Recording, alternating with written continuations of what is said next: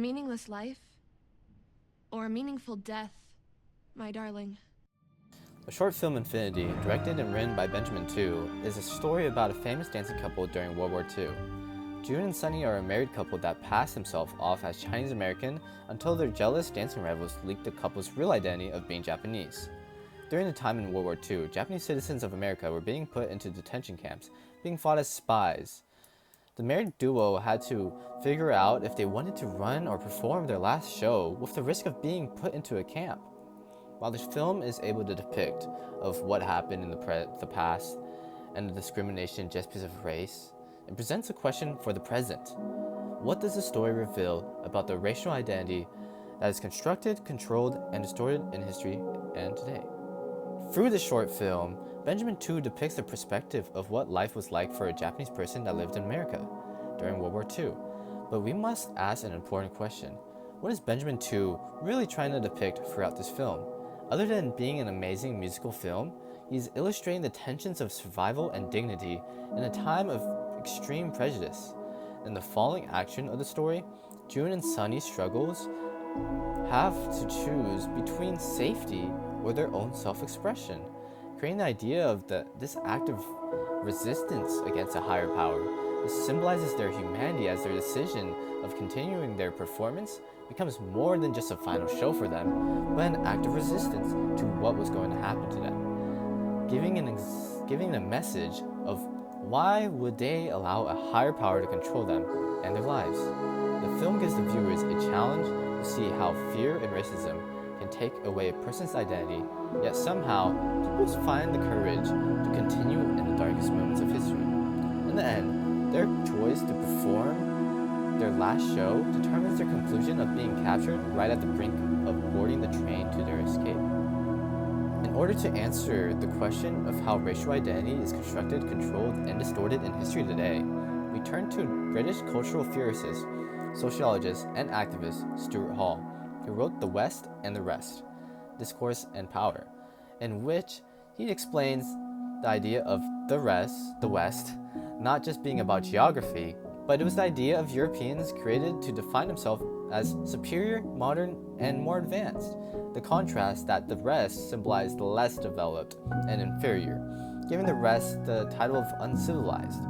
This way of thinking was created to help justify colonialism, making it seem that the Western domination was actually natural and helpful to societies it was colonizing, other known as Eurocentrism. Stuart Hall also mentions the idea of discourse and power, which refers to the way we talk about the world that shapes what people believe, which in turn gives certain groups the power to define what is normal, true, or right. In Infinity, we can see Eurocentrism for the pressure that is placed on June and Sunny to hide their Japanese identity by posing as a Chinese American. Going back to the idea of who was superior and who was inferior, the identity of a Chinese person was more acceptable than one of a Japanese descent. During World War II, Japanese Americans were marked as enemies and disloyal, while Chinese identity was viewed as neutral, even allies because of their political alliance. This separation was not just a regular way to think. It came from the Eurocentric view where Asian communities were ranked according to the Western views and interests. In this context, the US's interest was public safety. The couple's need to change their ethnicity goes back to how they must change their own identity, distorting their own racial identity. Their entire livelihood depended on changing to a social idea which was constructed by a Western power and not by their own history or culture. The film also illustrates Hall's idea of discourse and power through the labeling of Japanese Americans. The film showcases how the American wartime discourse framed Japanese people as spies to justify their incarceration despite the lack of evidence. When June and Sunny's rivals exposed their real identities, they were not just sabotaging the couple personally, they were using discourse as a weapon. This taps into a larger societal story that made Japanese identity associated with it as a threat, in turn removing June and Sunny of safety and dignity. This shows how discourse becomes a form of power. Simply naming them Japanese under this context can change them into a criminal.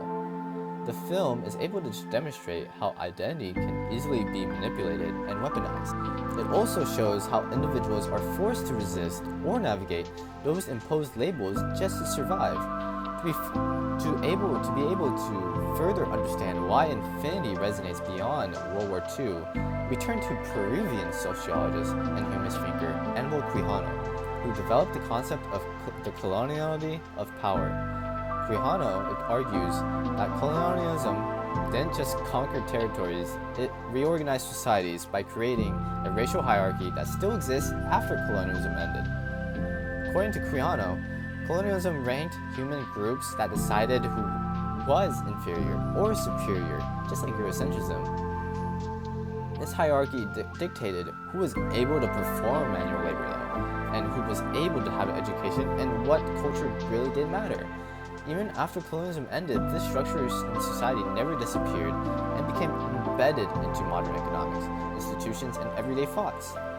We can see this in Infinity, as Quijano's concept helps explain why June and Sunny's lives are being controlled by forces outside of their personal choices. The US government labeled Japanese Americans as threats, not because of their actions, but because of a racial hierarchy made it easy to treat them as suspicious. The couple's fear, the pressure to hide their identity, and the risk of imprisonment come from a system that was long created before World War II and existed after it. The film shows how racial identity created in the past still decides who is protected and who is targeted. By showing June and Sunny's struggle in Infinity, it encourages viewers to see how old ideas continue to shape the present. In the end, Infinity becomes more than a short film. It becomes a reflection on how racial identity is shaped and distorted. In this case, it was used as a weapon on June and Sunny. The film exposes how racism and fear can combine people to roles that society has already written through them. Just like June and Sunny's story. Stuart Hall's ideas of Eurocentrism and discourse help explain how these roles are created through dominant narratives, while Aníbal Quijano's concept of coloniality shows how these structures are deeply rooted in history and institutions. Despite these forces, Infinity also highlights resilience. June and Sunny's choice to perform one last time was not just an artistic expression, but it was an act of resistance and refusal to let the world not define them, and only the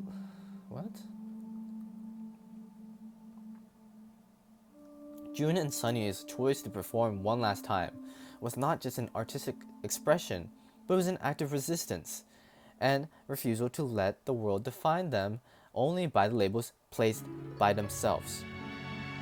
While their actual final dance at the train station is that reclamation of being taken from them without them having any say. By reframing Asian American experiences through a musical, Benjamin II challenges us to view history from a different perspective. Infinity encourages us to reflect on how racial identities continue to construct and be constructed in the present. In the present, we can challenge the stories that marginalize or erase certain groups. Alright, that's it from me. And don't forget to let that sink in.